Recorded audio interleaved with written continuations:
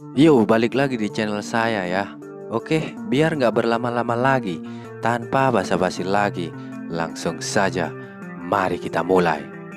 Setelah Jang Tesan terkejut dengan kedatangan Lierin di part sebelumnya, di sini Lierin pun mengatakan, "Aku mendapatkan SMS dari waktu ke waktu, dan kebanyakan itu hanya salam atau lelucon bodoh." Jang Tesan pun jadi agak panik dan hanya tersenyum setelah mendengar perkataan Lierin tersebut. Namun di sini Lierin pun berkata dalam hati, "Tapi entah kenapa ketika aku melihatnya tadi, namanya langsung saja keluar dari mulutku tanpa ragu-ragu." Dan tak selang lama, teman-teman Lierin pun datang. Teman Yerin yang bertas kuning ini pun mengatakan, "Yerin Nuna, apa kau mengenalnya?" Dan teman Yerin yang satunya juga bilang, "Wah, kalian bertemu lagi ya?" Melihat Jang Tesan itu, teman-teman Yerin tadi pun berkata lagi, "Yerin Nuna, dia tampan, dia juga memiliki tubuh yang bagus." Namun di sisi lain, teman-teman Jang Tesan yang iri melihat kejadian itu. Dengan sedikit emosi, mereka pun mengatakan, "Pengkhianat, bajingan Tesan itu. Dia pasti memakan sesuatu yang spesial selama liburan. Kenapa dia bisa dideketin sama banyak cewek-cewek cantik? Sialan." Si gendut ini yang mengenal Lierin pun dia pun mengatakan, "Ah, aku kenal gadis itu. Dia adalah siswi terbaik dari SMA Wanita Jangju. Dia kelas 3. Tesan juga yang terbaik di kelas kami. Dia dapat skor yang sempurna. Sepertinya sudah takdirnya. Orang pintar jauh di luar jangkauan kita ya," kata teman-teman Jang Tesan ini yang sedikit terkejut dan iri melihatnya. Di tempat Jang Tesan, yang situasinya sebenarnya agak sedikit genting, Jang Tesan pun berkata dalam hati, "Jangan gugup dan bertindak natural." Lalu, Jang Tesan pun menanyai si Lierin, "Apa kau juga datang untuk makan pizza?" Yerin pun menjawab, "Iya, teman-temanku meminta untuk mentraktir mereka makanan." Jang Tesan yang sedikit terkejut pun mengatakan, "Mentraktir mereka?" Kemudian teman-teman Yerin ini pun memperkenalkan diri mereka.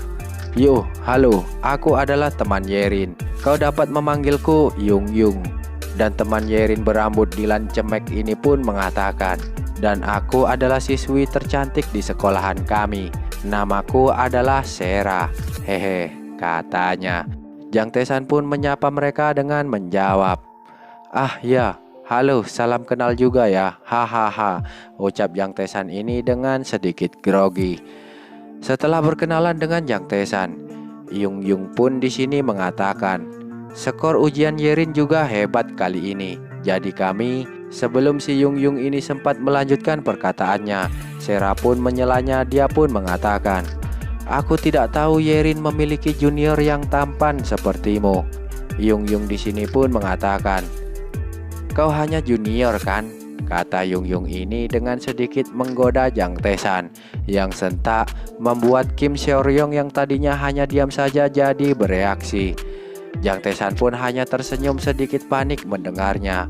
Namun tak selang lama, tiba-tiba Seoryong pun mengatakan, "Aku tahu, itu pasti Yerin Sanbe kan? Wanita yang kau sukai itu." Jang Tesan yang mendengarnya pun jadi panik setengah mati dong. Dan Yerin yang juga mendengarnya, dia pun juga terkejut dan bengong untuk sesaat, seakan-akan tak percaya apa yang baru saja ia dengar. Dan di sini si Seoryong pun masih saja terus memaksa Jang Tesan untuk mengakuinya, yang sentak membuat Jang Tesan jadi panik sampai terbatuk-batuk. Dan juga semua orang termasuk para teman-teman Jang Tesan yang juga mendengar perkataan Seoryong tadi, mereka pun jadi terkejut dan ribut sendiri dong. Ya, suasana antara Jang Tesan dan Lierin pun jadi hening sejenak karena ucapan Seoryong tadi. Lalu Yerin pun mengatakan, "Seoryong." "Iya Sanbe," kata Yerin ini yang pura-pura tak punya salah apa-apa dan berlagak polos. "Apa kau mengenal Tesan dengan baik?" Dengan menatap si Yerin sedikit tajam, Seoryong pun mengatakan, "Tidak, ini pertama kalinya aku bertemu dengannya." "Pertama kali?" kata si Yerin menjawab. Di sini Jang Tae-san pun jadi sedikit tenang karena perkataan Seoryong tadi.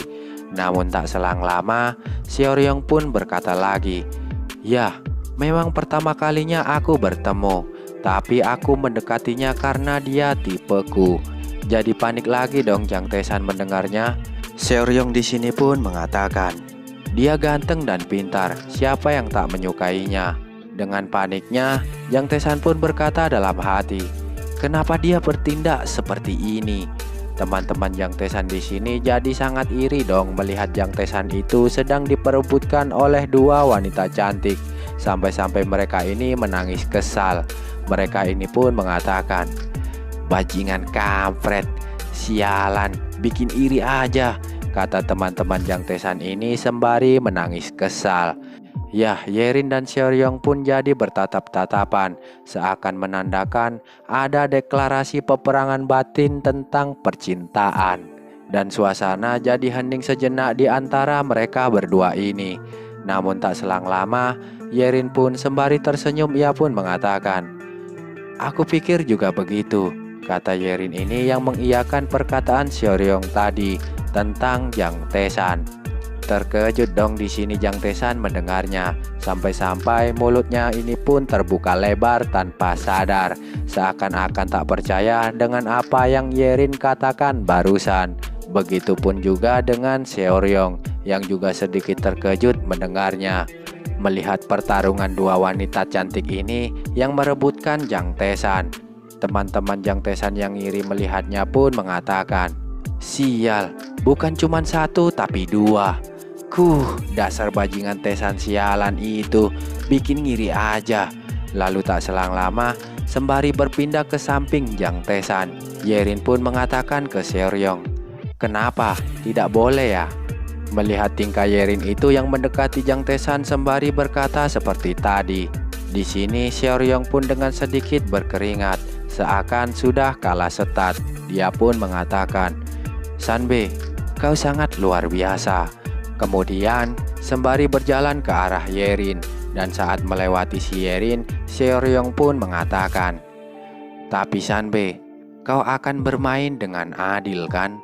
kata si Seoryong ini yang seakan-akan masih belum menyerah untuk mendapatkan Jang Tae-san. Yerin pun hanya terbengong sesaat setelah mendengarnya, namun berbeda dengan Jang Tae-san.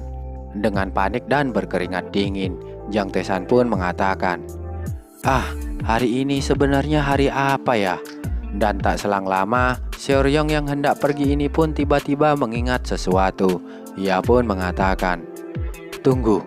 Lalu dia pun berbalik dan berteriak ke Jang Tae-san, "Tae-san oppa, Yerin sampai tahu nomormu kan?" Terkejut dong mereka berdua ini. Di tengah mereka berdua ini terkejut, Seoryong pun berkata lagi, "Oppa, itu tidak adil jika kau tak memberinya juga padaku." "Apa?" kata Jang Tae-san ini dengan sedikit terkejut dengan teriakan Seoryong itu. Seoryong pun mengatakan, "Ya, biar adil kan Oppa, hehe," ucap Seoryong ini dengan gaya so imutnya. Jang Tae-san pun yang melihatnya, dia pun dibuat terkejut lagi dan mengatakan, "Ya Tuhan." Tapi tiba-tiba Yerin pun mengatakan, "Berikan saja nomormu padanya Tae-san." Seakan tak percaya dengan perkataan Yerin itu, Jang Tae-san pun mengatakan, "Hah? Apa?" Seoryong pun hanya tersenyum mendengarnya, sembari menunggu Jang Tae-san memberikan nomornya. Dan di sini juga Yerin pun menyuruh Jang Tae-san untuk memberikan nomornya lagi. Yerin pun mengatakan, "Berikan saja dia nomormu." Setelah Yerin mengatakan hal tersebut, mereka pun saling bertatap-tatapan lagi, seakan peperangan akan dimulai. Jang Tae-san yang melihatnya pun dengan panik ia pun mengatakan, "Ini gila, situasi macam apa ini?" katanya. Lalu Seoryong pun mengatakan, "Oppa, berikan nomormu sekarang padaku." Jang Tae-san pun langsung memberikan nomornya ke Seoryong dengan terburu-buru. Sembari si Yerin ini masih saja menatap ke arah Seoryong. Di saat Seoryong ini menunggu diberikan nomornya oleh Jang Tae-san. Di sini juga sembari akan memberikan nomornya ke Seoryong, Jang Tae-san pun berkata dalam hati, Jujur aja, aku merasa berada di atas dunia saat ini. Drama gila ini, kami dimulai seperti ini, dan akan berakhir dengan sangat menarik. Dan bip, nomor pun dikirim. Setelah Jang Tae-san mengirim nomornya itu, teman-teman Jang Tae-san ini pun terdiam sejenak melihatnya. Ya, kayak sedikit nge-lag gitulah otaknya. Masih belum sempat merespon. Dan di sini juga sembari membanggakan dirinya, Jang Tae-san pun berkata dalam hati, perkembangan ini tidak buruk. Satu adalah cinta pertamaku, dan yang satunya lagi adalah superstar di masa depan. Yerin di kanan, Seoryong di kiri. Kekeke, kata Jang Tae-san ini dalam hati sembari menyombongkan dirinya. Namun di tengah Jang Tae-san sedang menyombongkan dirinya itu, teman-teman Jang Tae-san ini pun mengatakan, siapa bajingan tidak tahu malu itu? Jang Tae-san! Teriak teman-teman Jang Tae-san ini yang sangat kesal. Dan cewek yang Mimin tak tahu siapa ini. Dia pun menghubungi seseorang ketika melihat kejadian tersebut. Dan orang yang sedang dihubungi gadis tadi ada di gedung pelatihan sumo ini. Dan ternyata orang yang sedang dihubungi tadi adalah pria gemuk ini. Pria gemuk ini pun mengatakan, ya baiklah, ya jangan khawatir, aku akan mengurusnya hari ini. Jadi hubungi semua orang. Ya baiklah, akan kututup sekarang. Pelatih ini yang melihat salah satu anak latihnya tidak mengikuti latihan. Dia pun mengatakan, oi, apa yang kau lakukan? Bukannya latihan. Melihat dia diam saja, pelatih ini pun berkata lagi, hei bajingan, jawab ketika pelatihmu memanggil. Kau tak mendengarkanku ya? Yah, ternyata orang yang ditelepon gadis tadi adalah si Choi Hyuk Chan. Karena suasana hati Choi ini sedang buruk, dan si pelatih itu dari tadi terus ngomel-ngomel tak jelas. Dengan sangat marahnya, Choi ini pun membanting pelatihnya itu ke tanah. Dan wah, setelah membanting pelatihnya itu, Choi di sini pun meraung berteriak sekencang-kencangnya, aku akan membunuhmu, bajingan sialan, Jang Tae-san, kata si Choi ini dengan sangat marah. Dan setelahnya cerita pun bersambung.